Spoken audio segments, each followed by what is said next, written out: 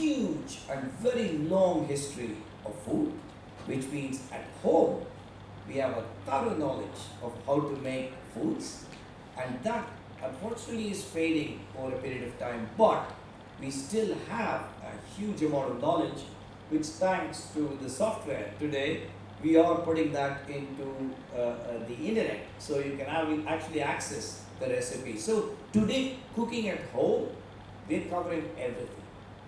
The restaurants, they take care of everything that's difficult to cook at home. So today, between the two, you cover everything. So you ask the question, why processed food at all if these two are good enough? Well, you have two major reasons. One is the cost. You're going to see that over a period of time, processed foods will get the cost down enormously because of the quantities made, because of many, many reasons. So first reason is the cost. Home cooking is very expensive.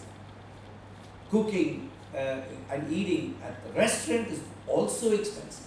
So you need a methodology of eating food which is cheap. Now that is only possible through the processed food industry.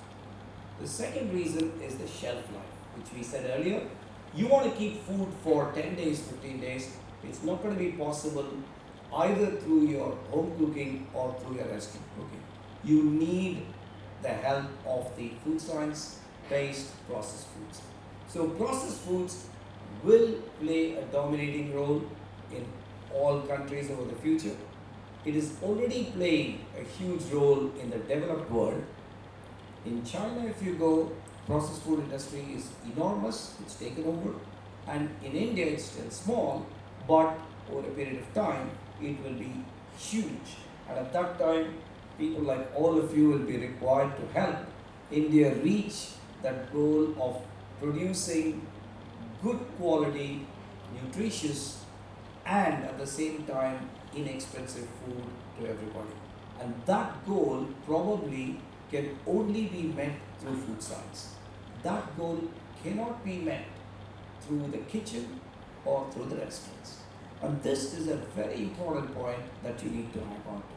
Because once again, I'm saying that if you need to supply relatively inexpensive, but at the same time good quality and long-lasting shelf-life foods to the people, neither the home kitchen nor the restaurants can help you with.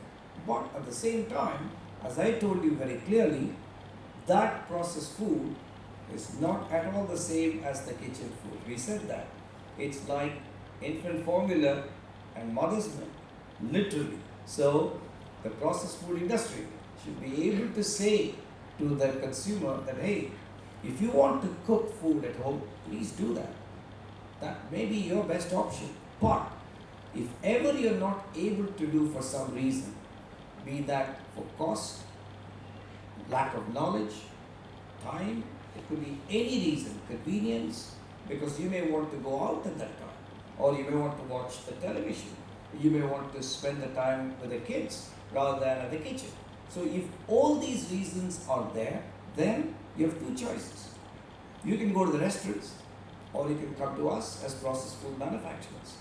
But the restaurants are going to be expensive for you. So if you want to do that on an ongoing basis, your only way out is to come to us. We will ensure that we give you products which are as nutritious as possible and as inexpensive as possible. This is going to be the future in almost all the countries in the world. This already happened in the West, and it's most likely to happen in India too. This would be the summary. But what I told you about the diversity of cuisines is very, very important. It's diverse across the world and diverse very much so in India, which means the onus is on you to understand that diversity. And that diversity, we remember, it's not just food science. It's linked to culture, tradition, a whole range of reasons. So it's up to you to understand and see how you can deliver that diversity through food science and processed food. So this is a mega challenge that is in front of you, all of you people. I'm sure you'll achieve it, but it's a very, very big challenge.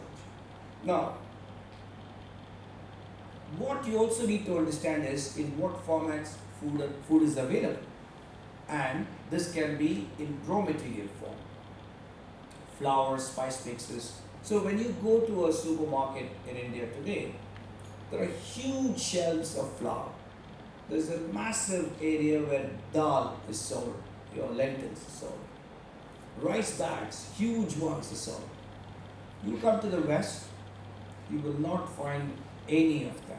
You do not find 5 liter oil cans. You don't find them. The oil cans are very, very small.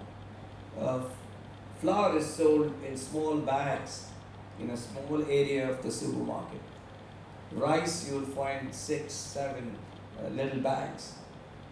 You don't find lentils in more than about 3, 4 layers of the supermarket. So basically, the West, the whole thing has changed, which means the raw materials have given way to semi-finished to finished products. That's happened. Whereas in India, we still see a large section with raw materials, but that is going to change. And that's where you people are going to play a role as to how that raw material here is going to change over to that format, which is ready to cook or even ready to eat at a later stage. Now, as I told you, India is right now more or less here. This is where it is right now. It's mostly raw materials, very little fully processed food that you get, which really means what? You're paying a lot of money to eat that food. It's just food is far too expensive to make. How much your wastage, the time that you spend, you could be doing so many other things. So in all those ways, it doesn't work. But emotionally, it's completely a different matter. The mother feels that she must give a very nutritious food to the child, so she puts into the lunch box parathas with ghee dripping and deep fried potatoes, and she says this is homemade food which is very healthy, and to me that looks exactly like a burger with french fries. It's the same with so much fat in it, but that is all about emotions. That's not going to go away soon, but over a period of time you will see the same mother trying to go from that to that, which is ready to cook. The ready to cook provides a lot of benefits. Lot of benefits. In what ways? The ready to cook, first of all, is cheaper than a ready to eat food. A ready to eat food today, if you go and buy these boxes of whatever, chana, masala, whatever, they cost about 100 rupees per pack. So for a family of 4, you probably need 2 packs a day, which means you're going to spend 200 rupees a day just for one side dish. And if you multiply that by 30, you're ending up with 60,000 rupees just for one side dish for the family. So that's never going to work. And unfortunately today what people don't understand is that those people who can actually afford that 60,000 already have a cook at home. So they don't want to buy this at all. So these products, if you notice, they've not grown at all. And you would have seen in the marketplace a lot of products which have come and gone. And they don't get attractive at all over a number of years. The reason is very simple. The target group is not there. But if you notice one single product, which is the dosa dough, you see that this product is only about 10 to 15 years old, and today almost all households in south of India, they use that product. It's an amazing invention. Now, this is really food science. This is exactly what you people should be doing in the future. Look at that product. Somebody thought about it and said, look, how do I make a dosa at home? And that's how you need to start. How do I make it? I have to first go through this heavy process of grinding all those products with these huge grinders. I then need to clean them up. That's going to be a big task. And then, if my son comes and says, hey, can I have a dosa now? I said, no, tomorrow, not now. That makes no sense. When he wants to have a dosa now, I said, no, no, it's tomorrow. There's something called fermentation, and it's got to go through that process. So I can explain that to you, how the bug comes and eats the sugar and goes it.